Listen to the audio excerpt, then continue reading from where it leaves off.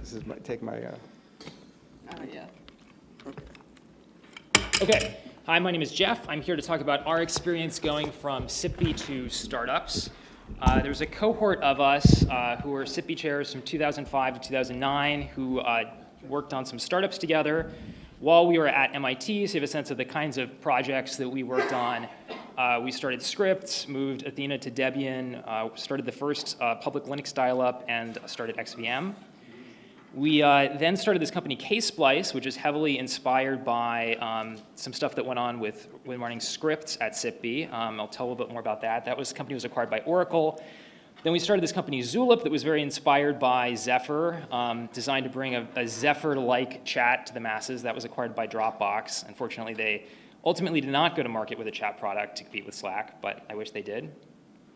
Three of us are now at this startup, Pilot.com. It's 120 people. We're based in San Francisco. We're hoping to be 350 people by this time next year. I'm also an angel investor. I've invested about 60 startups. Please, if you know people starting new things, send them my way because I love to help. So I wanted to basically very briefly give my background, and then I've got some pictures to kind of briefly tell a very quick version of the story of kind of what we've been through. And then my favorite part of talks is always the Q&A, so please ask questions at any point. So very briefly, we were at MIT working on Scripts when one day in 2006 you get one of these kinds of messages that like there's a important kernel security update. But of course, like I'm working a summer job because it's July, and so I scheduled downtime for like the following Saturday for like when I'm going to bring down the server and reboot it. But that is a week later that like we could actually arrange for the computer to be rebooted. In the meantime, thankfully we had some good logging in place, but someone broke into the system using this kernel vulnerability just 5 days later and created a user account for themselves. And so we had to, burn the machine to the ground and restore it from backups and all of that. It was a painful process, and Scripts was down for like a day. And the vulnerability, as it turns out, was this one character change, as it turns out, to the Linux kernel, where someone, put a 2 in the code where it should have been a 1. And this really got us thinking about like, why is it the case that you have to like reboot the computer in order to apply like this kind of patch, or really frankly like any patch? Shouldn't you just be able to keep the kernel totally up to date at any time, through some kind of technology developed at a place like MIT? And so this turned into a UAT talk that turned into a undergrad thesis that turned into a master's thesis that turned into a startup. Here you can see an early photo of us working on the startup at a house in Cambridge. You can tell the SIPB roots from the very serious stapler technology in the middle of the picture. You do not need that kind of stapler for a 3-person, 4-person software company, but SIPB DNA. It was at this stage that I basically transitioned, along with my co-founder Waseem, entirely working on the sales and marketing side because we had plenty of other smart SIPB people to work on the tech side. We were very much like any other company, except that we had things like flowcharts for our dishwasher protocol. This is a picture of our server facilities. It was in the laundry room of the building. The servers would crash when in the hot Cambridge summer you ran the dryer. The room would get too hot and the servers would reliably crash. One of my co-founders is a technical consultant on HBO's Silicon Valley, and they really liked this story. And so I think in the first or second season, there's like their servers catch on fire in their like home server farm, and supposedly that was inspired by our Ksplice story. We started getting some revenue. This is our first check. It was from actually I think a SIPB connection connected us with some system administrators who wanted to buy some rebootless Linux update technology. We won the MIT 100K competition, pitching on such things as avoiding downtime. We moved into a bigger row house in Cambridge. We lived on the upper 3 floors, and this here was like the double size 2 rooms that opened into each other that we had like at one point 20 people commuting to work out of, mostly SIPB folks. This is actually us this is the conference room A, which is also Waseem's room. This is us actually hosting some MIT pre-frosh who wanted to see a real-life MIT startup. And so you can see us very professionally, like they're sitting on a couch on the floor and Wasim is sitting on the bed. But those are the facilities we had at the time. Go to Mary's and you get fortune cookies like this one when you're working on a startup. Real Mary's fortune cookie from this era. This is a picture of a bunch of people working out of the space. As you can see, it was very, very packed. That's a bunch of folks, including like Greg Brockman, who went on to be the first CTO of Stripe. Do you have venture funding at this point? No, this company was actually totally 100% bootstrapped. We got it to 7 figures in revenue, and then Oracle bought it. You can see the front entryway. We made everyone take off their shoes because it was a home in addition to an office. Very professional. This was actually kind of SIPB DNA. One of our most popular promotions was at conferences. We had this pitch like, do you still have dial-ups? Do you rent VHS movies and buy CRT monitors? Why are you still rebooting for updates? And we handed out like business cards that were these 5 1/4, floppies, 5 1/2 floppies. This is our like a sales workstation. The story I wanted to briefly mention here is that we, at this stage we were like getting introduced by venture capitalists to folks at big companies like Morgan Stanley, who like had mission critical systems that they didn't want to take downtime to be able to update them. And it was inevitably like Wasim and me who would do these sales calls because we were the only salespeople at the company. And the feedback that they passed back along to the VCs, like so on these calls, like they'd start off, asking a bunch of like non-technical questions, and then they try to like kick the tires in the technology by like, asking about object code and like linking and symbol tables. And like, of course, since like we're SIPB people, like we were willing to go as deep as they wanted to go on this stuff. Anyway, their feedback to the VCs was like, if these are their sales guys, imagine how good their engineers must be. So Red Hat and Oracle had a bit of a competition for who could acquire that company, and Oracle won. Then we started another company in real office space. We had some familiar SIPB faces help us with our telecom infrastructure.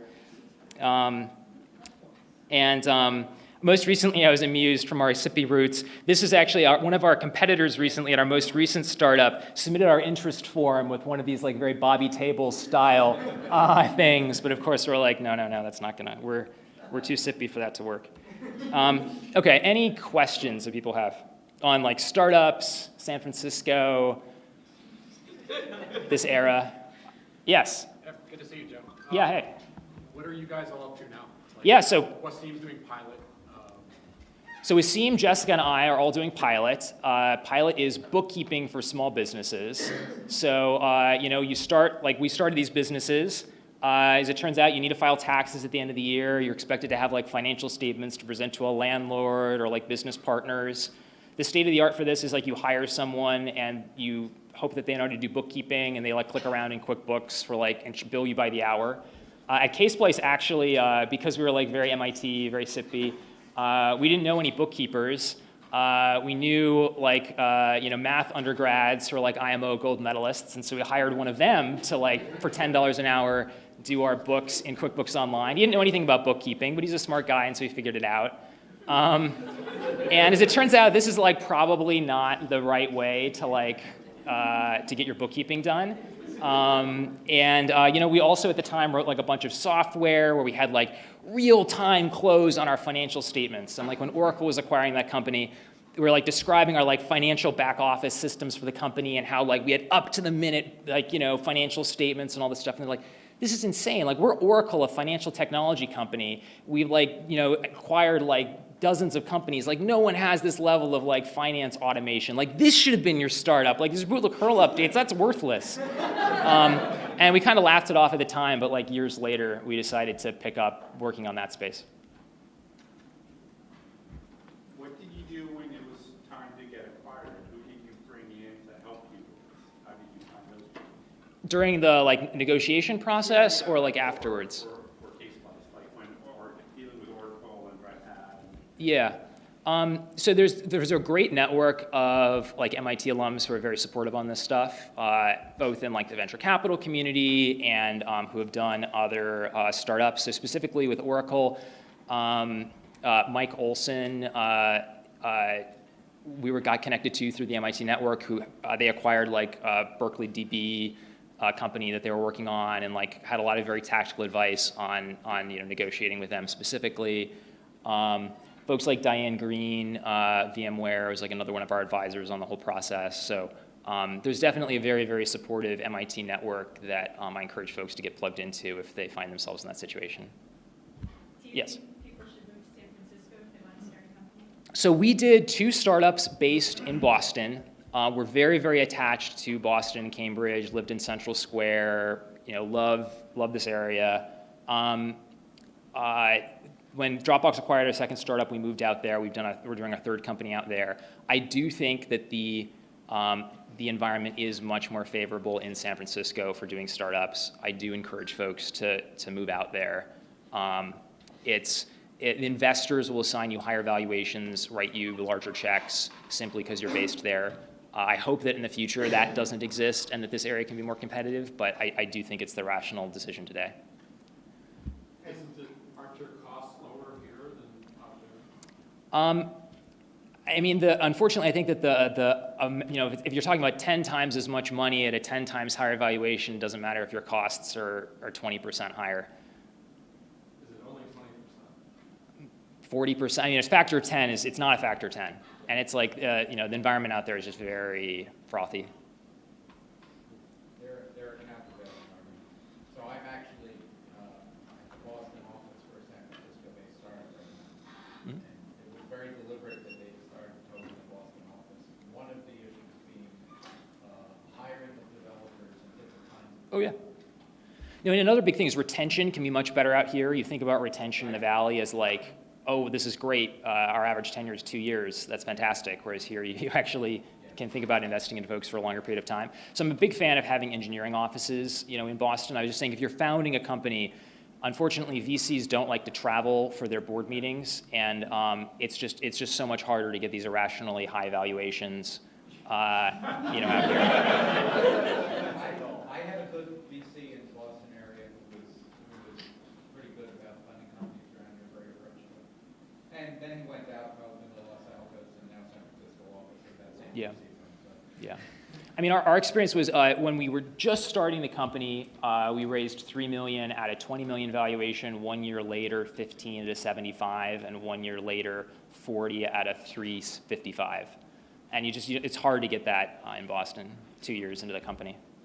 Yes, I actually work for Apple, and I agree with what you say about having sort of the headquarters and so on, but even Apple now is distributing, like, there was no more centralized company in the world. Like, we'll hire you from anywhere, you can come to Cupertino, damn it, but now I'm here visiting my employee in Kendall Square, I got someone in Denver, I got someone in Pittsburgh, I got someone in Seattle, I got someone in LA, so that model of, and we have now the tools and things imperfect, though they might be from earlier talks, for really having these distributed teams. So you can kind of have your cake and eat it too, maybe, right? The distributing out the team and the cost of it, but having those connections are invaluable. I mean, I do think the housing crunch is becoming enough sooner.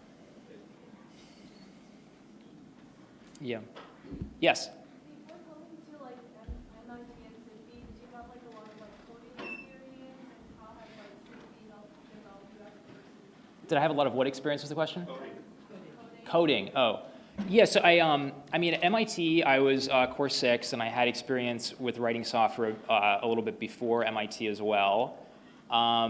Interestingly, immediately upon graduating from MIT and like working really hard on my GPA and all of that, I haven't used my coding, I haven't used my GPA. I switched totally to doing this business stuff. I'll occasionally like go in and fix a bug or something like that, and it's useful for kind of being able to roll up my sleeves and do something small here or there. But it's definitely not.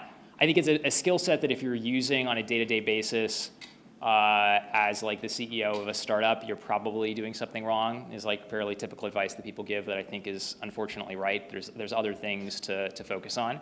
I definitely, like during my entire time at MIT, identified very strongly as an engineer, and so it was a little bit of a surprising to make that switch.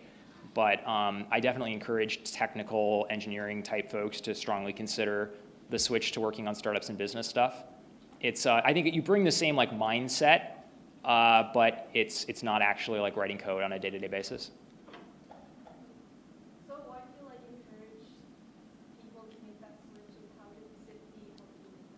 Sure.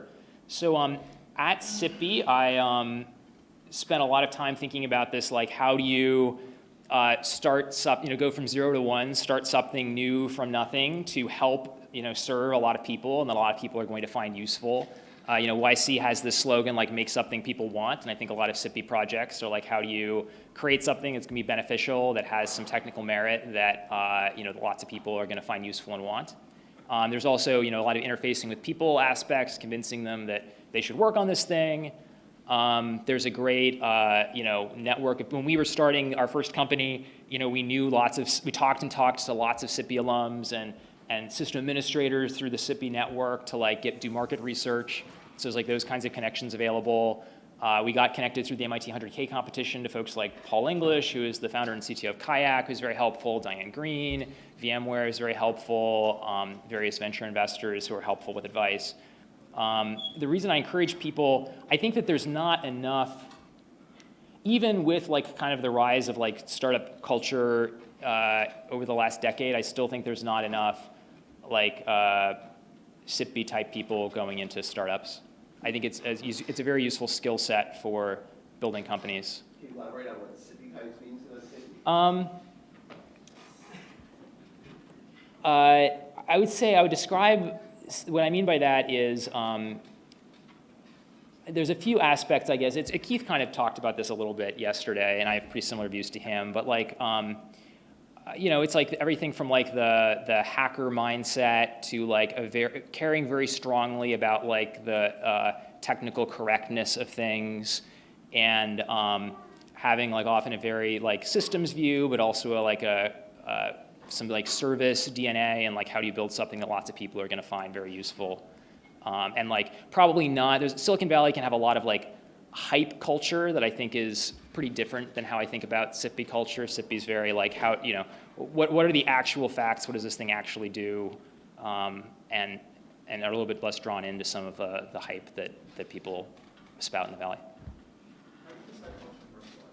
How do you personally decide what you want to commercialize?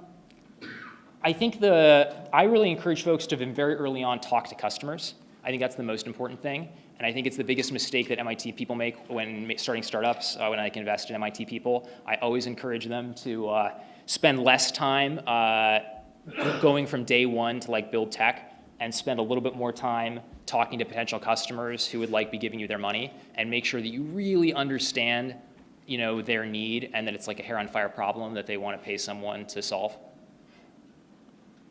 Yes? It's you.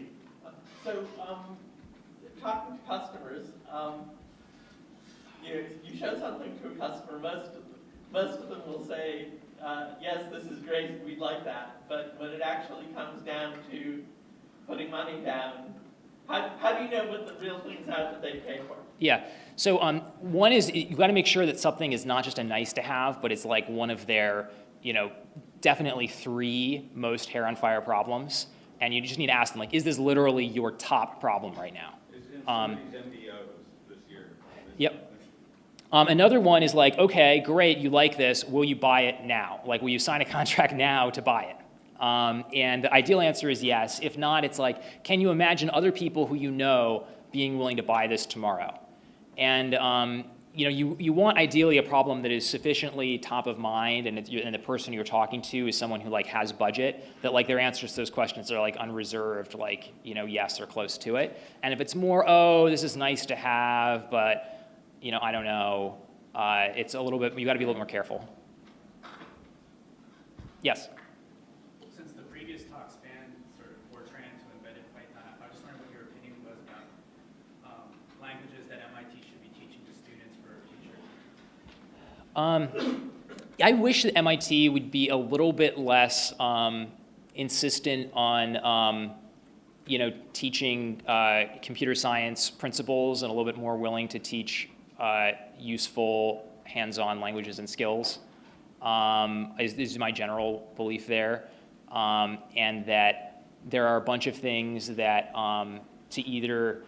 to be a practitioner in software in San Francisco today, at least, there's a bunch of skills that MIT just does not attempt to teach, that I wish that they would do a little bit more to.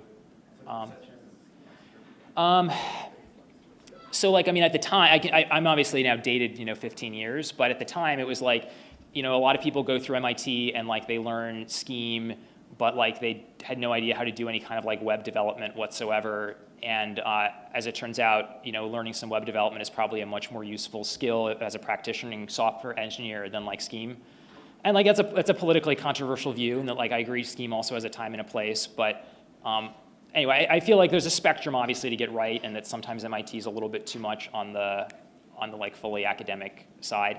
That's the difference between an IT degree and a computer science degree. And you would like to see an IT program here. I mean that is the opposing view. I'm not saying that's bad. I didn't say IT programs are bad. No, I'm sorry, but you do not get to define someone else's terminology for them.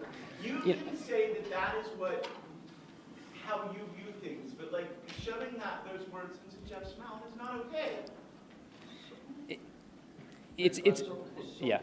Another Yes. opposing view, having worked in support for 30 years, Yep. having the computer science background, understanding ins and outs of different allocations and things like that, different ways of implement that, helps you find some really bad problems, and actually helped me, God forbid, debug a COBOL program when I hadn't done COBOL since high school. Yeah. Yes. So if I'm right, all three of your startups were mainly enterprise focused. This is not like you're selling to consumers at all. One of the things that I'm in the Bay Area as well, one of the things I definitely see is much more of a focus on consumer-facing and startup-facing technologies than I think maybe in the Boston area. Can you say why you kind of like gone in that direction? And Yeah. would you give different advice for consumer-facing startups? I mean, Yeah. I understand why somebody would need to do the books. It's not as obvious why you need Tinder for cats. Totally. But there are a lot of those kind of startups. Yeah. So my advice for founders on this is that I think that that consumer is a very viable path for starting a company that tends to require what I would consider to be more luck to be successful than B2B companies. This is both based on kind of the theory of it, and like if you look at how investors think about it, they like to invest after something has a bunch of traction on the consumer side, and it's really hard to invest just based on the idea or the team on the consumer side. It's really hard to predict that like Twitter is going to blow up and be hugely successful from like hearing the initial pitch. So people really have to follow traction on the investing side with consumer much more so.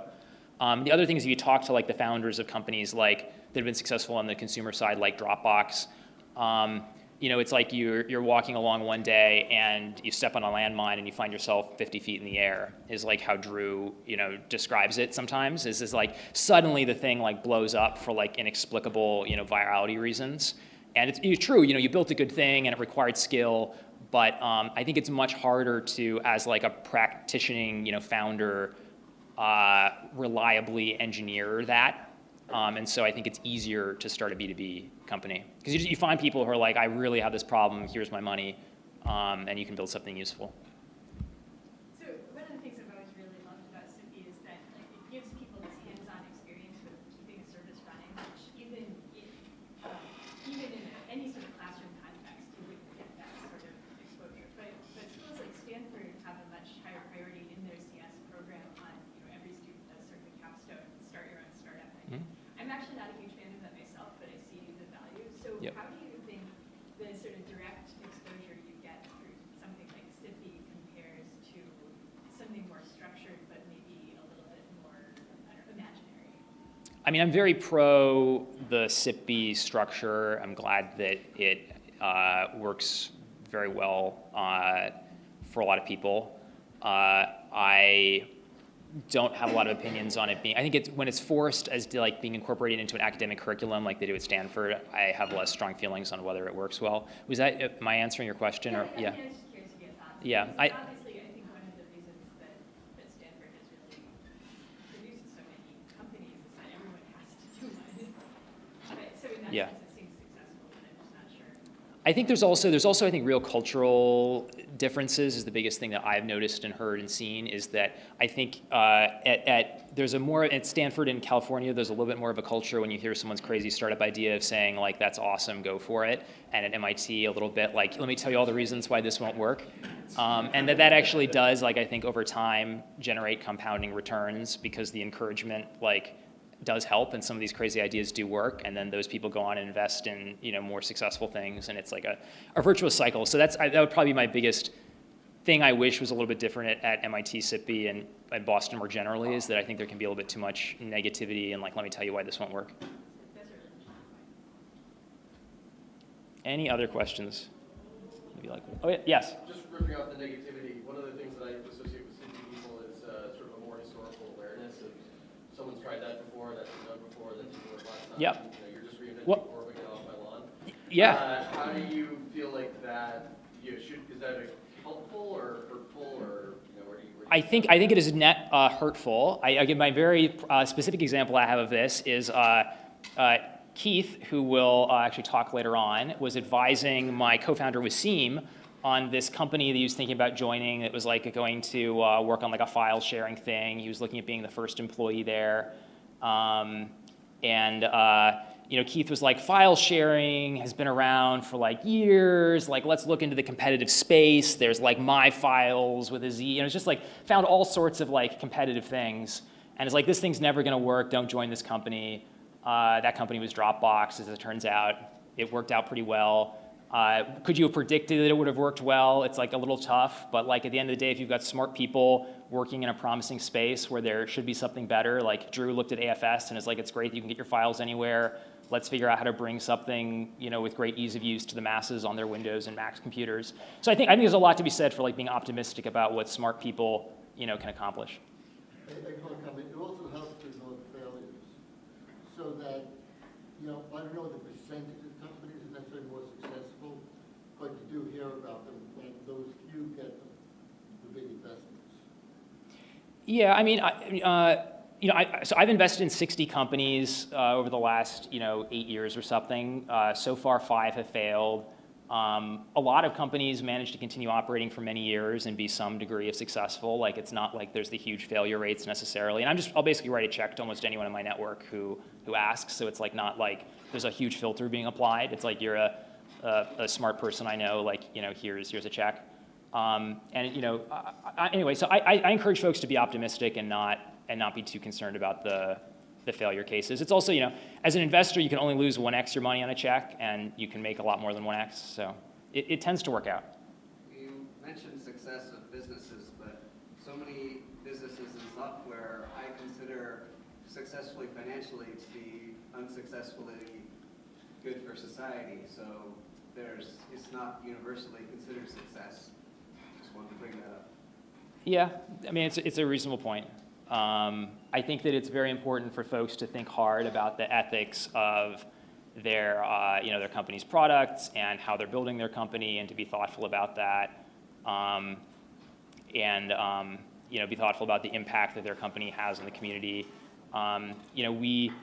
This is something we have given a lot of thought to at our startup. We employ several folks who are previously in the prison system. Our engineering team is like half women. We care a lot about diversity and inclusion issues. You can try to do everything you can as a company to have a positive impact in your community and have a positive impact with your product. Thank you very much.